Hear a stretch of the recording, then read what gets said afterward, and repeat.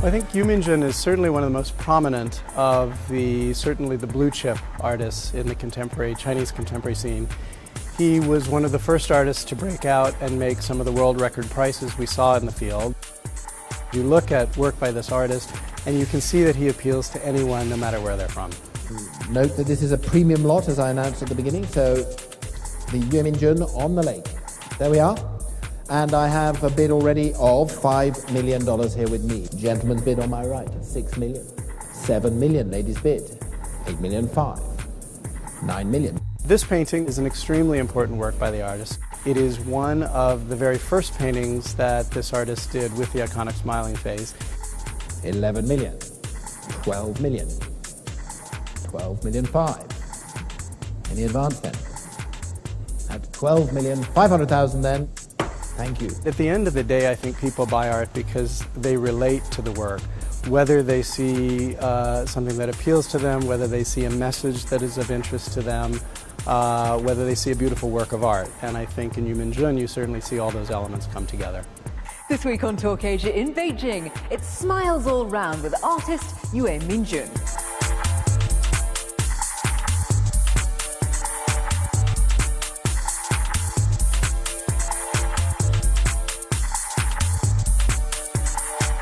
Minjun, welcome to the show. It's good to have you with us today. Now, you're one of China's most revered artists, best known for the laughing character in so many of your pieces. How did that motif start and how has it developed over the years? It has a lot to do with the changes brought about by China's reform. Those changes caused changes in people's behavior, very fast changes too. People's emotions are different as well, full and stimulating. The laughing faces represent the feelings of the people. The face, though, is meant to be a depiction of you. What should that tell us about you as a person, the fact that this face is always smiling and always laughing? It's a normal emotion. I felt the changes in the society and in people's emotions, sad and happy at the same time. It's actually a mix of two contradictory feelings, miserable and pessimistic, but delightful and joyful. How closely do you have to study your own self, though, to use yourself as the main part in most of your paintings? It's different when you always use the image of yourself. When you look into the mirror or your own photos, you look from a different perspective. You look at yourself from a painting's point of view. You're responsible for the most expensive piece of contemporary Chinese art ever. It sold in 2008 for nearly $6 million. How did you react when you heard what price it had gone for? I didn't see that piece of work for more than 10 years after it left my studio. It was sold for a lot of money, and I was wondering, how come I didn't get any of that money?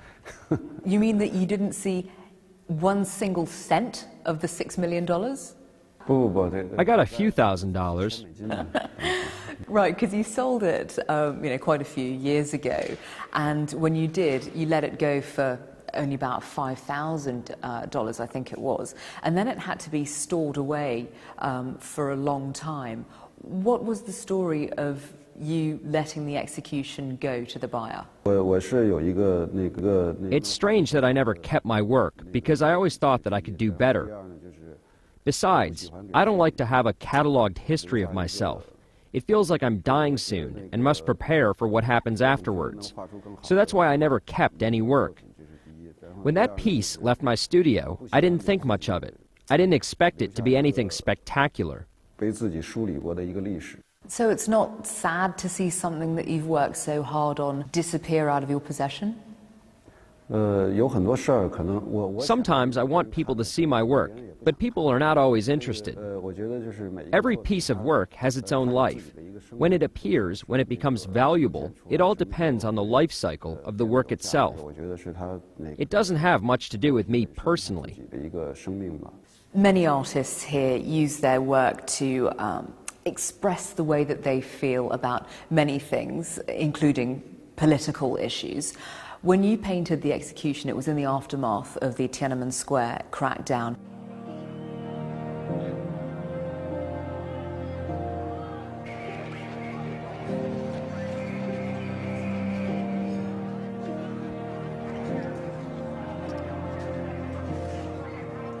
How did that episode in Chinese history affect you, other than providing artistic inspiration? It affects me greatly. Politics is a part of my day-to-day life. It's with me every day, and the paintings reflect that. I can't escape it. I wonder why, after China has experienced so many changes and so much progress, we're still so immature politically. Why is it that we cannot resolve some of our daily problems politically? It seems like we're still struggling. I have a feeling our nation is the most politically immature nation. As an artist, how free do you feel in China to express your views on the political situation, even if it's on canvas? The freedom is unlimited. We shouldn't have any boundaries in that sense. There are no taboos. But when you express your political views with artwork, you feel you're simplifying things and being too innocent and can't reach a deeper level. This is the problem with artistic discussion of politics. You've said previously that Chinese tradition dictates that you can't just say what you want to say. You have to basically show something that conveys the meaning of what you want to say. Is that not an extremely frustrating way to live? It's become part of our culture. Chinese people don't express themselves openly or directly in an honest way. And because of that, it affects our way of living. We can't just be very straightforward and present ourselves very explicitly. And it's that way of living that has evolved into Chinese culture.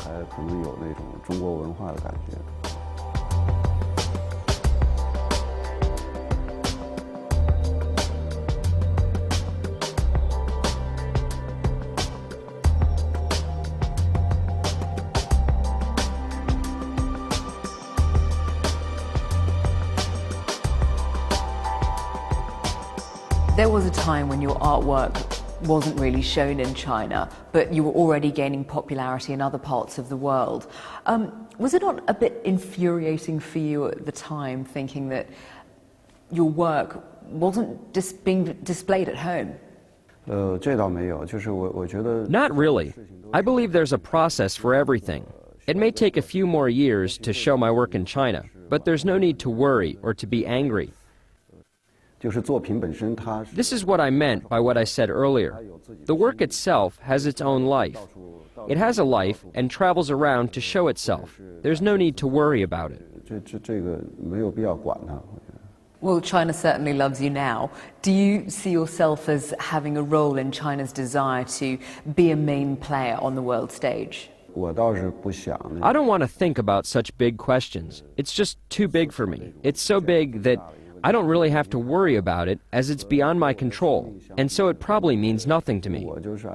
I'll just live with my own logic and feel the world in my own way.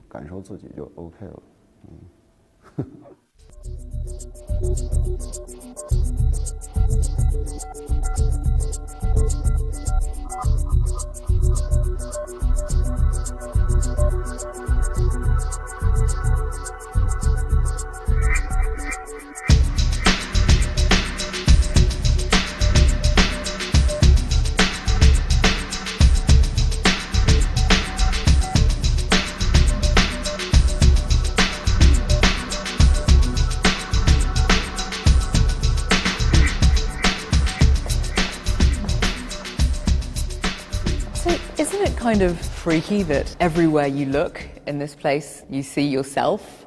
I think it's normal. I don't really see it as myself in this environment. It's different when you look at it from this point of view. So talk to me about the process involved when you start to paint. I have a concept first. I prepare some materials, ask my brother to take photos of some postures, then I paint. It takes 1 to 2 months to paint something this size. I heard that, it does depend a lot on the photos that your brother takes of you. Have you got those photos? Can we see them? Oh my God.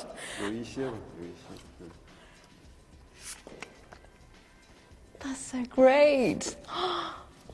And you don't feel a bit silly doing that out in public? I'll find a place to do it alone, where no one else can see what we're doing. So there's obviously a lot of you physically in your work, but how mentally involved are you in the